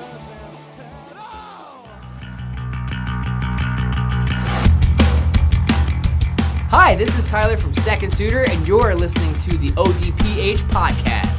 I want you to get it. I want you to understand I'm doing the best I can, but not as good as I want to be. I just want to get it. I just want to comprehend that I have to make amends with the monster. Coming back for another segment on this edition of the ODPH podcast, and time to run the ropes and talk some pro wrestling. Wrestling! Now, this Sunday is going to be the 2020 edition of the Survivor Series, the long-standing Thanksgiving-themed pay-per-view by the WWE, which has now evolved into its own entity, so to speak, because obviously it came out, and there are a lot of Thanksgiving themes when it first came. But most notably, it's been the 30th year of The Undertaker, who made his debut in 1990. Yep. But we do want to break down the card because this card has definitely been an interesting one. When they originally started out with the Survivor Series, it was more based on like teams getting put together and who would be the sole survivors, and then they would team up at the end of the night, and it's kind of evolved over the years to become Raw versus SmackDown, and then last year, how amazing it was with... It's going to be real hard to top last year. Yeah, when they injected NXT in, and NXT stole the entire week. Yeah. Adam Cole, Keith Lee. Those go-home shows, especially the go-home show of NXT, where Raw and SmackDown showed up and there was that brawl in the ring where you had, Drew McIntyre showed up in the ring and was attacking people. And then you had, you had Seth Rollins super kick Adam Cole, only to have Tommaso Ciampa come out and confront Seth Rollins in the ring. That was like one of the greatest episodes of NXT I've ever seen. Yeah, it was absolutely incredible. So, I mean, it's going to be hard to top this year. Looking at the card, as we're going to break down and give you our picks, doesn't have the same sizzle as it does last year, but there are some fun matches I definitely want to talk about. So let us break it down, Pat. Yeah, so I think the first one we should mention is, like Ken said, this is being billed. The show was originally advertised as a celebration of 30 years of The Undertaker. So it's if we're doing our early locks and leaps, I think it's in the lock that we'll see Undertaker here in some capacity. I agree. It won't be in a match. He might interfere. He might cause some fun or something. Not anything necessarily too huge, but he'll show up in some capacity. I would love it just to see him address the fans and say goodbye. Yeah, that'd be all right with that. Have a little speech. He has earned his legacy. He is a first ballot Hall of Famer whenever he officially wants to say he wants to go in. I think that this will be a nice retrospective over the 30 years of what he's done for the business. There's only one other match that I think every pro wrestling fan will say he has left to do, because this is the man. There's a lot of wrestlers you can say, they've done a lot, they've done everything. But this is a guy that you can legitimately sit there and go, he has done everything. Yeah. There's only one match that he hasn't done that I think a lot of people would like to see, and let's face it, it probably won't, and that's against Sting. Yeah, it can't happen in this age. It can't happen in this age. Undertaker's just not as young and spry as he used to. Sting had his neck injury that I don't think they'll clear him from. So unfortunately, it's just one of those should have happened but never did. I agree with you. I think that would be something that fans would argue about for the end of time. But to look at his body of work, that's what the video game's for. Yeah. To look at what his body of work has done, I mean, you can't really complain about it. He's had arguably the greatest match of all time against Shawn Michaels at WrestleMania. He has done so much and evolved a character that, let's face it, a little hokey if you think about it. Yeah, into a worldwide phenomenon, no pun intended. Everybody knows who The Undertaker is, even if you're not a big wrestling fan. The man has appeared on the Jimmy Fallon show twice in like the last 5 years. Yeah, just being The Undertaker. It's absolutely wild to see. He pile drive the turkey, but I digress. It is it's wrestling, folks. But to see him just give his final farewell, I think that's all he needs to do. Like I say, he ended his streak at... he ended his wrestling with the Boneyard match. I know I say he's always known for the streak at WrestleMania. Listen, he ended it perfectly at WrestleMania. I don't want to see him wrestle again. Is nothing against him. Is just Father Time has caught up to him, and I don't want to see him hanging on just to hang on. The only thing I would like to see, if we were going along with this whole speech thing, is I would like to see Kane come out and be Demon Kane, not Corporate Kane or Mayor Kane. To have Demon Kane come out, do like like Undertaker does that pose where he's like down on one knee, does that. Do like a pose kind of like that, and then have them leave together just so we can get one last Brothers of Destruction fists raised in the air. I think we'll get that at his WrestleMania or his Hall of Fame induction. Oh, that could be. I think they'll wait to do it in person. Could be. And I think you'll have Kane induct him because, I mean, they're close. I think there's a documentary out right now on WWE Network. Yeah, and they delve into a little bit of who decided to end the streak. Yeah, it's a wild story. Like, I haven't got a chance. I saw like the clippets of it just yet. It sounds absolutely wild. So Yeah, you wanna check sheds a that out. little more light on that night. Yeah, definitely interested Yeah. about that. Moving on to the matches, though. Up first, and this isn't necessarily in order of what they're going to do. This is just on the article from CBSSports.com. I'm reading them, lists them. You have Bobby Lashley, the United States champion, taking on Sami Zayn, who is the Intercontinental champion. And man, are they chirping on Twitter. I love this. I love everything about this. I didn't think I would enjoy Bobby Lashley in the WWE as much as I do right now. Sure. Because he's always been a great wrestler, but he's never had like that much charisma for me to get hooked on as a character. No. And he showed like flashes of it when he was in Impact. And right now in the Hurt Business, though, this is him, man. I am all about this. I tweet about this at OD Parlay Hour all the time. I love the Hurt Business. And him against Sami Zayn. It's going to be fun. Oh, my God. This is going to be an absolute blast. I will say this. Sami is coming up with unique ways to win matches. How he retained the Intercontinental title, and you know what I said, retained in the ladder match by handcuffing Jeff Hardy. Holy crap. And just doing a bunch of, like, he's doing these inventive ways to win. Yeah. I fully see him doing it again to Bobby Lashley. Oh, yeah. Because, this, like I say, this is not going to be for a belt. It's going to be just Raw match. versus SmackDown. Yeah. It's going to be a fun match. I'm expecting a lot of zaniness from Sami. Just don't get hurt. Yeah, please don't get hurt. And I'm predicting him to win. Yep. I'm going with the same thing. Up next, you have the New Day, who are the Raw Tag Team Champions, going up against the Street Profits, who are the SmackDown Tag Team Championship. This will be a fun match. Oh, my God, yeah. Street Profits are amazing. New Day just had an excellent match on Monday Night Raw this past week against Shelton Benjamin and Cedric Alexander from the Hurt Business. Yeah. And that was a fire match. That was I was almost going to say 5-star, but it wasn't just there. But that match was just straight up fire. That was amazing to watch, especially on Raw, because you don't really have those great matches on Raw anymore. No. But this was something that, like I said, I love the Hurt Business, love what they were trying to do, and New Day looked great in this. If I have to pick something, the fans win. Because this is very, not counting NXT, because NXT has some fire tag team matchups in the last couple of years. This could be the best Raw/SmackDown tag team matchup in quite some time. Yeah. I fully think the New Day is going to win. Yeah, I'm thinking the same thing. As much as they don't really need it, and Street Profits are like the new face in town. New Day, they've been around for 5-6 years, whatever it is at this point. Yeah, don't necessarily need it, but I think they'll give the rub to New Day just because they're kind of reestablishing themselves without Big E.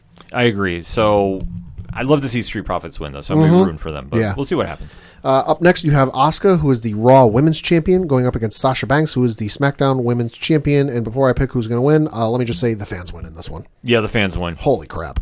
This is going to be absolutely amazing. Asuka, it's going to be hard-hitting. Yeah, Asuka and Sasha. I mean, I don't even need to build. No. Sasha has been killing it. I mean, match of the year candidate with Bayley to get the belt. She's just coming off a great performance on The Mandalorian, which we'll get into on the next ODPH.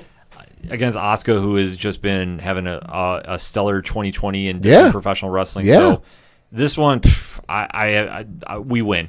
Yeah, we win. I think, but in terms of actually picking somebody, I think it's going to be Asuka, but because Bayley gets involved in some way. I could see that. I'm hoping not. I'm not hoping either, but just, given as up and down, as tumultuous as things seem to be, I just see them kind of leaning on that and leaning on what works. I fear, though, it might be Carmella, because they're actually doing that whole repackaging that she's been, and I know she's been interfering with Sasha. Yeah, that's true. But yeah, I'll take, I guess, looking at that kind of aspect, I'll say Asuka by, I don't want to say by default, because I think they should have a great match, but I think by shenanigans. Yeah, could be.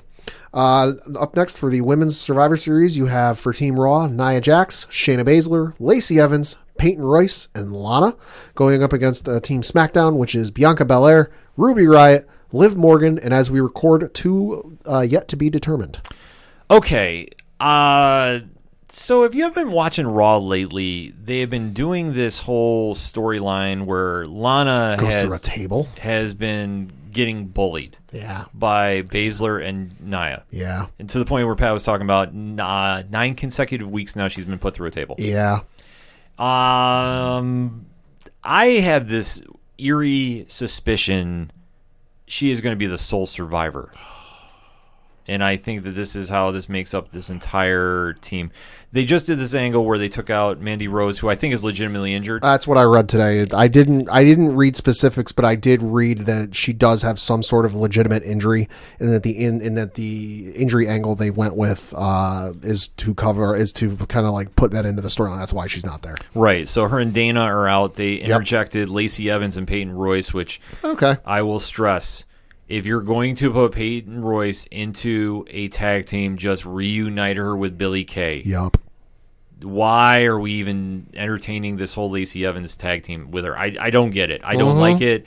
I like both wrestlers, but I just don't get it. Like it's not working for me. So that is your team Raw against Bianca Belair, Ruby Riott, and Liv Morgan, who have been earning their matches. I will say this for SmackDown. Yeah. They've been doing how you have to win and you're in. Mm-hmm. The one that Ruby won was excellent with her, Natty, and I'm blanking on the third person right now. Right. Was excellent. And Liv Morgan just had a match where she won, albeit though Chelsea Green was in that, and I think she was supposed to win, but she has broken her wrist. She is legitimately injured. Yeah, so it's a shame about that. 2 surprise entrants who could possibly be entered in.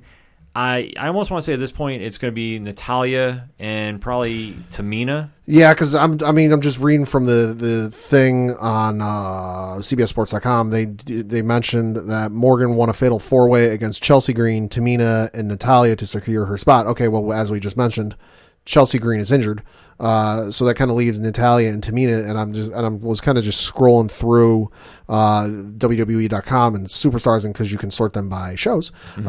Available female superstars, you do have Billie Kay, Bayley, Carmella. It's just scrolling through. Liv Morgan's already on there. Maurice isn't wrestling. Mickey James, the Lord knows what she's doing these days. Ruby Riott's already on the thing. Sasha's already in a match. Yeah, so it's very slim pickings unless they decide to do a last minute call up. Yeah, I think that you're talking Bayley and Billie Kay. Billie and Kay, yeah. Which I'd be okay with Billie Kay. Yeah. I mean, you can't really go wrong there. I mean, I can also see them going with Carmella just since they're doing the whole repackaging thing with her. See, I don't know if they would burn that for the Survivor Series match though. That's the only I could see that happening too, but it's like you've been building her up and she hasn't really had like that big debut with it. So I don't know, jury's still out. Yeah. But I'm gonna stick to this. I'm gonna say it's gonna be Lana as the sole survivor. I hope not. I would prefer to see Shayna Baszler, seeing as you brought her up, you had a hot start for her, and then obviously because of circumstances outside of your control, it got derailed. You know, I would hope for it to be Shayna just to kind of bring her back into the spotlight a little bit. That isn't necessarily the main title spotlight, but just kind of like, hey, she's still here, remember? Well, they've been pushing Team Hell No 2.0, a.k.a. Nia and Shayna, pretty hard.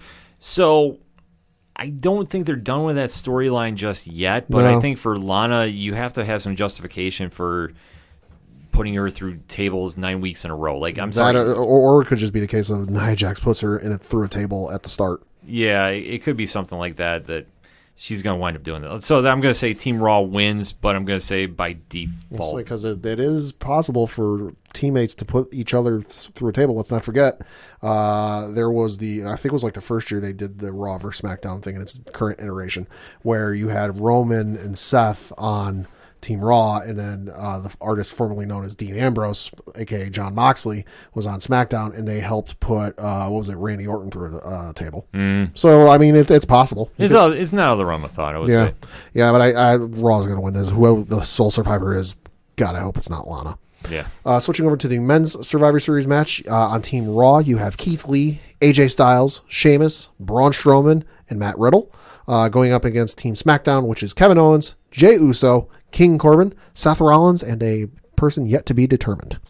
I'm going to say this will be Team SmackDown. Okay. I'm not going to say a sole survivor. I don't think this is going to happen.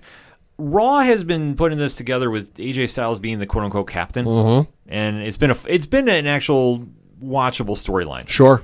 They're just kind of throwing everybody together where they're all infighting, and they just had a match with Retribution of all teams, and Retribution got the sneaky win, so they've actually started winning, and they're trying to do something with them. I digress. Yeah. But looking at the SmackDown side, Jey Uso has been the breakout star from the Roman Reigns storyline. He has been a legitimate main eventer. I hope they just push him as a babyface and let him build up a feud with Roman. I wouldn't even mind seeing him world champion. That's how much he's gotten over. Kevin Owens, King Corbin, kind of interchangeable parts at this stage. Yeah. Seth Rollins, we know, is going to be taking time off because Becky Lynch is due in December, I believe. Something like that. And considering the fact that WWE just shared Becky Lynch's Facebook post of her maternity shoot she did with Seth. Yeah. So, like, they're real close. And, she's getting very far along in her pregnancy. So, it's not long before he's gone. Right.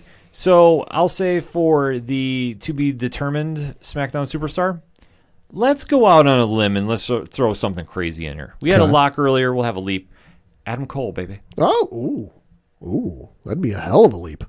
I believe he is healthy. I think he's just doing the injury angle on NXT. Could be.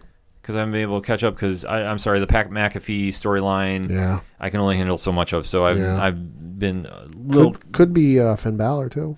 He is supposed to appear on NXT this week with some sort of announcement or something going on. So, he did post a picture on Twitter of him. He needs to stop teasing me with Adam this. Cole and AJ Styles. The club. And Christ, please do that.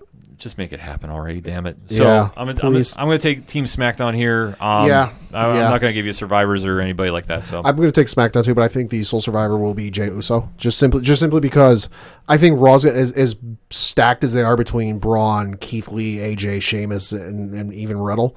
I think they're going to self-implode. That storyline's already there. That seed's already planted. And then over to SmackDown, Kevin Owens doesn't necessarily need the rub right now. He is his own superstar. He is, he's got his own momentum. Doesn't really need it. King Corbin, no. Yeah. Seth Rollins about to leave for paternity leave, so you're not going to give the rub to him. Although you could send off or something.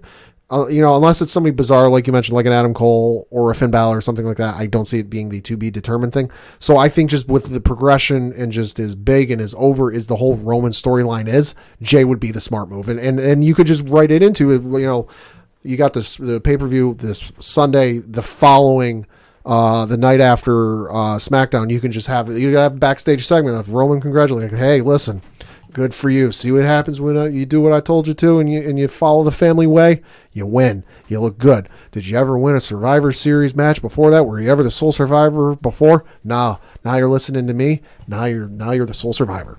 It's one way you can kind of look at it. I mean, the Roman storyline has been the best thing WWE has done in a very long time, and I think that's leading into the main event now too, as we're talking, because it's going to be Drew McIntyre, who just won the world title on Monday against Roman Reigns. Yeah, and fun fact, that was the first time since the December 14th, 2015 episode of Monday Night Raw that the WWE Championship changed hands on Monday Night Raw.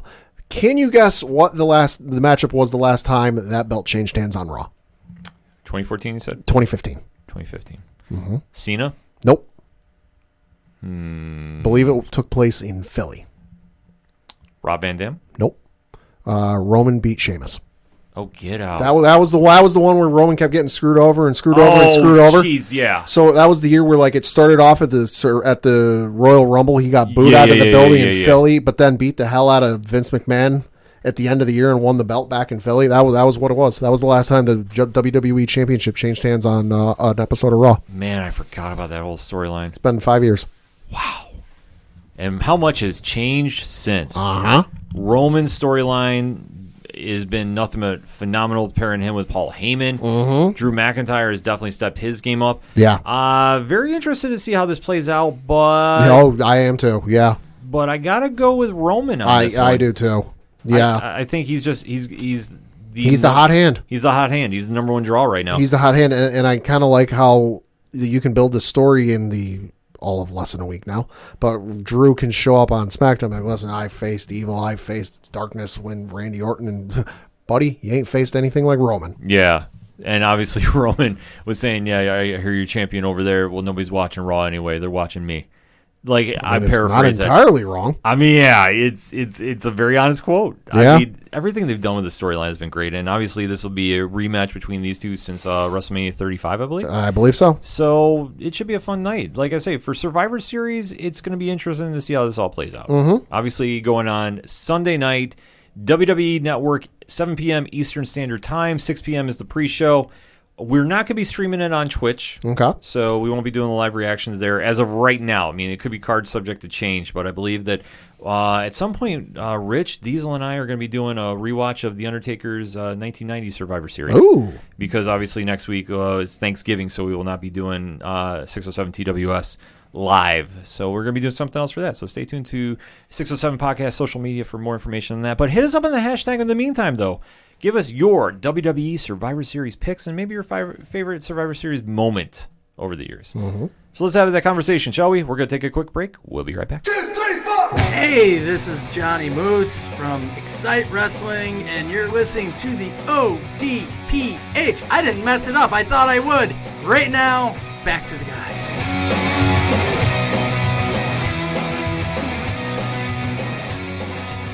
Coming back for the final segment on this edition of the ODPH podcast. Time to round those bases and take the show home, Pat. Kind of talk a little bit of baseball. Just wrap up the awards that were handed out in the time since we recorded last week. For the Rookie of the Year in the American League, it went to Kyle Lewis of the Seattle Mariners. He became just the second rookie to lead his team in average home runs and runs and walks, and he made a bunch of home run robberies. That guy was like a mainstay on SportsCenter. Holy crap. Yeah. And then for the National League, it went to Devin Williams of the Milwaukee Brewers.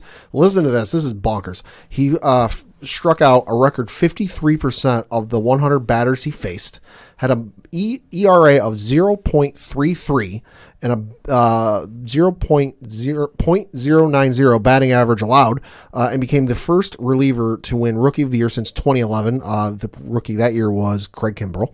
Okay. So congratulations to both of those gentlemen. For the Cy Young over in the American League, Shane Bieber won it for in the American League for the Cleveland Indians. He was becoming the first unanimous choice in the American League since 2011.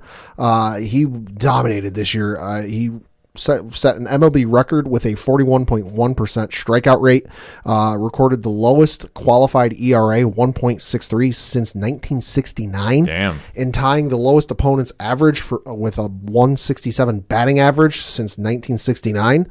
And then on the flip side, Trevor Bauer won it for the Cincinnati Reds. And interestingly enough, he became the first ever Cincinnati Red to win the Cy Young Award, which I could not believe. He led the National League in ERA with a 1.73 ERA. And then held his opponents to a 159 batting average and had 2 shutouts.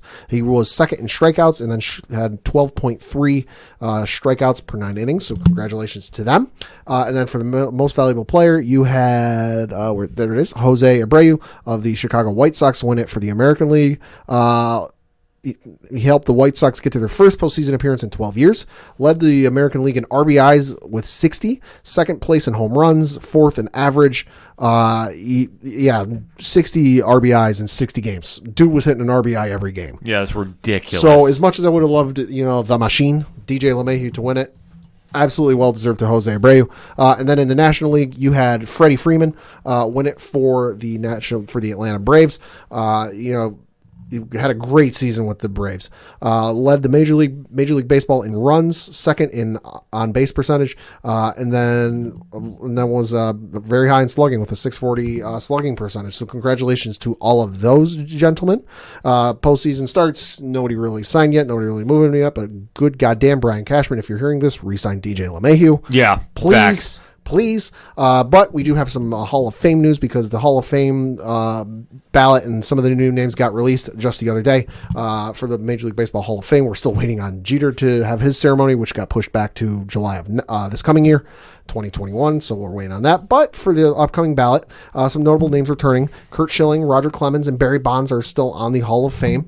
Schilling was very close last year. He finished with 70% of the vote and was 20 votes shy of being voted into the Hall of Fame. So, if a betting man and guesses would say that he's more than likely to get it this year. Clemens had 242 votes for 61% of the ballot, and then Bonds had 241 for 60.7%. So, Lord knows they probably won't get it in because of the steroid use and what have you. So we'll yet to see with that. Some other names returning. You have Andy Pettitte of the New York Yankees, of course, and with the Houston Astros on there. Billy Wagner, Todd Helton, Jeff Kent, Scott Rowland, Bobby Abreu, Andrew Jones, Manny Ramirez, Gary Sheffield, and Sammy Sosa all still on the ballot. Some notable new names added to the ballot this year. Pitchers Barry Zito, Tim Hudson, Mark Burley, A.J. Burnett are all on the ballot for the first time. You also have Torrey Hunter is on the ballot for the first time. Some other newcomers, you have Dan Herron, LaTroy Hawkins, Aramis Ramirez, Michael Kadire, Nick Swisher, and Shane Victorino all on there. Ballots by the Baseball Writers Association members must be postmarked by December 31st. So sometime in January is when we'll find out. Any early predictions? I'm saying Clemens will likely get in, or not Clemens. Schilling will probably get in just since he got so close last year. But it might be a one-person year this year. Omar Vizquel was in that mix too. He had 209 ballots for 52.6%. Man played for like 20 some odd years or something absurd. He played till he was like 45. Yeah. It wouldn't surprise me if he eventually gets in, but this could be Schilling gets in, or it could be a year nobody gets in. I got a feeling nobody gets in. I'm thinking the same thing. To be honest with you, it's one of those situations where there's not like a superstar that's going in, and it's good players but not great. Right. There's no real notable name. Yeah, so I can't really sit there in good conscience and say, like, okay, that guy's a lock. Yeah. There's a couple that could go. Like, Schilling could be one. Schilling could get in. Pettit's a dark horse to get in. Yeah. So 2022 is real interesting, though. I'm looking at baseballreference.com. Alex Rodriguez is on the ballot for the first time. Oh, that should be interesting. It's been 5 years, of course. Major League Baseball, you have to be retired for 5 years. A-Rod's on the ballot for the first time. You will also have Mark Teixeira and David Ortiz. Poppy I could see him getting Poppy, in. I think will get in. Yeah, I think Poppy might get in, but A-Rod, yeah, it's hard to say. That's going to be something to watch. That's going to be the test. That's going to be something to watch because it's not as clear cut as Clemens and Bonds or even Pettit to a degree. Because Pettit, I think, deserves to be in there. Yes, he was involved in the steroid scandal. He came out and admitted it, though. He also has the most postseason wins, I believe, in Major League Baseball history. So Pettit should be in there, but A-Rod will be the real test. It also depends on what they're looking for, but you got to look at the postseason, and you can't deny Pettit about that. No. Not saying as a Yankee, like I can understand both sides of the argument. Sure. But I think if you got to choose somebody, he's got to be really looked at as consideration. Mm-hmm. So it'll be fun stuff to watch as we get into that. Yeah. Definitely want to check that out. A couple of quick things for my bases. One, we're talking wrestling, and since we are officially AEW Press, shout out to them for allowing us to have some access. The Young Bucks have released their memoirs. Oh, yeah? Killing the Business from Backyards to Big Leagues. They're now... the book is on sale wherever you pick up your books, on sale November 17th, 2020. To read a little quote that it said, nearly 20 years ago, our father built us a wrestling ring in our backyard. Our journey to become professional wrestlers began here, said Matt Jackson. Then, after years of hawking T-shirts out of duffel bags at independent shows across the U.S., documenting our lives on a web series, films from our phones, and performing at the biggest events in Japan, we definitely land our dream jobs of a lifetime. So definitely check that out if you're into wrestling memoirs. I got to imagine they have to have some stories. Mm-hmm. I definitely want to pick this book up and take a read of it. So definitely go check that out if you're into wrestling memoirs. I think it's going to have a lot of good stuff that you'll be interested to hear about, especially just how they got AEW started. Mm-hmm. I think I really want to hear the behind the scenes for that. Going into the UFC, though, switching gears, this past week there was a fight night going on in Vegas. And two notable things to talk about. Mm-hmm. One, possible knockout of the year candidate, Chaos Williams. I thought he absolutely killed the man. I'm not trying to understate this.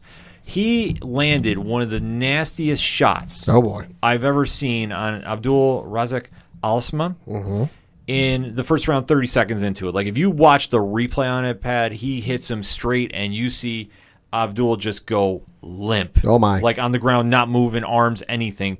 I went, oh my God. Mm-hmm. But luckily he was okay, so still a knockout worthy performance. Chaos Williams is now 11-1.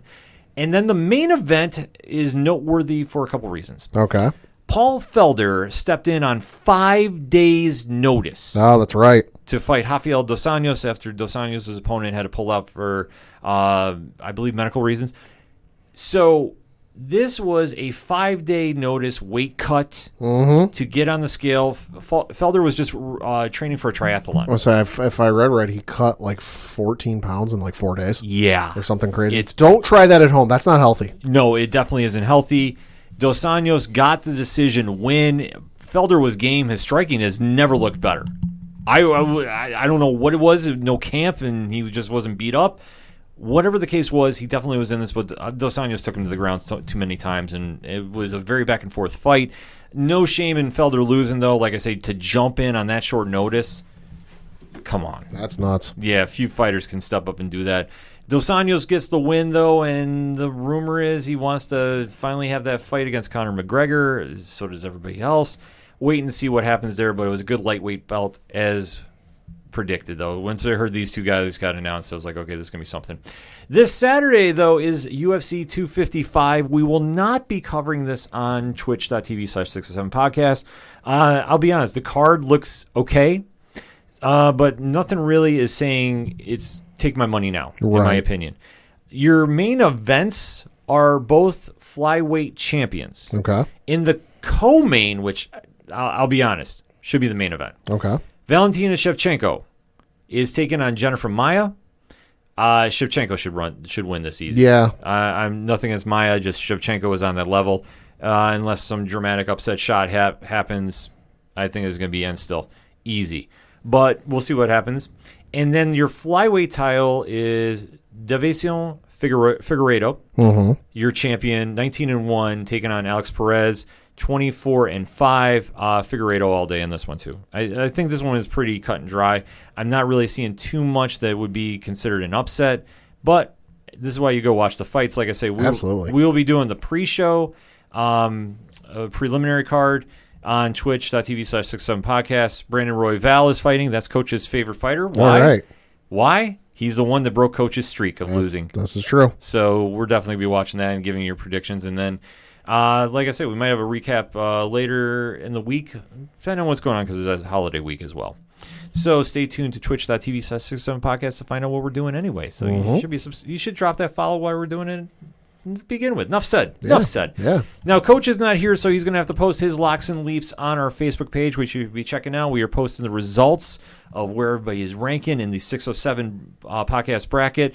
The one that we have the big online tourney with, yours truly is sitting pretty at number one. There you go. So can't argue that, but it was a tough week this week. Yeah. But nevertheless, Pad, let's get into the locks and leaps and take the show home. Yeah, so for my lock, I'm going to be looking at the Dallas Cowboys and Minnesota Vikings game. Currently, Minnesota is a 7.5-point favorite, and I think they're going to be able to do that and a lot more. Dalvin Cook running all over the place. Thielen catching all over the place. So give me that one. And then for my leap, I'm looking over at the Detroit Lions Carolina Panthers game.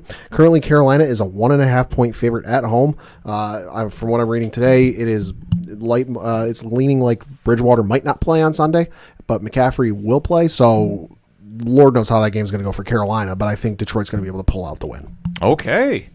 So I'll do my leap first. Okay. My leap is Aaron Rodgers going to face Phillip Rivers. Green Bay is currently a 2.5-point dog. Interesting. So I think that's enough motivation for Mr. Rodgers to step up and definitely throw all over the field. I think it should be a fun game. It'll be high scoring, but I like Green Bay in that one.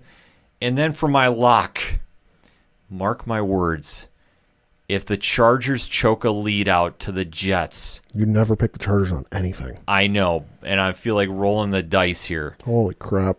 Because one of two things is going to happen. The Chargers are going to prove me wrong for the first time in history, or the Jets are going to be out of the Trevor Lawrence race. Either way, oh my Lord, I can't lose on this one since the Bills aren't playing. Chargers are 9.5 favorites, 9-point favorites. Oh my Lord. So, mark my words, if the Jets pull this off, I am the reason. Everybody else can thank me for Trevor Lawrence not appearing in the AFC East. Enough said. And definitely keep in touch with the social media of the Ocho Duro Parlay Hour for more information on who everybody is picking for the 607 podcast bracket. We post that every week on our Facebook page. And our Yahoo one, I usually drop a tweet out because we have the ranking for our group. And I don't like going through everybody because some have fallen off, some are still in the fight. Granted, it's not locked and loaded for me to win. Coach Duffy is 2 points behind me. Rich is hanging there from 3-5 Nerds. Colby Mack is in the hunt too as well. It's going to be a photo finish coming down the wire pad. So stay tuned for that. So that all being said, the music you heard on this episode of the ODPH is that of Brian Wolf of Fair City Fire. He is doing his Patreon shows on his Facebook page every Wednesday. So where do you find out about that? the music section of OchoDuroParlayHour.com. You can go there and check out all the great bands you hear on the show, such as Shout of the Robots, Floodlands, Second Suitor, Tom Jolu, and so many more. You can also check out the directory, which has friends of the show, organizational links supporting Black Lives Matter, all the amazing pod groups we are in via their Podchaser pages, and hashtag 67 Podcast. Shout out to everybody over at 8122 Productions. Got a lot of stuff going on their Patreon, got a lot of stuff going on the website, got a lot of stuff going on twitch.tv/67 Podcast. All of that and so much more at OchoDuroParlayHour.com. That's all I got for this episode. So for the one and only Padawan J. Thank you. I'm your host, Ken M. Thank you as always for listening to the ODPH podcast, better known as the Ocho Duro Parlay Hour. See you next time.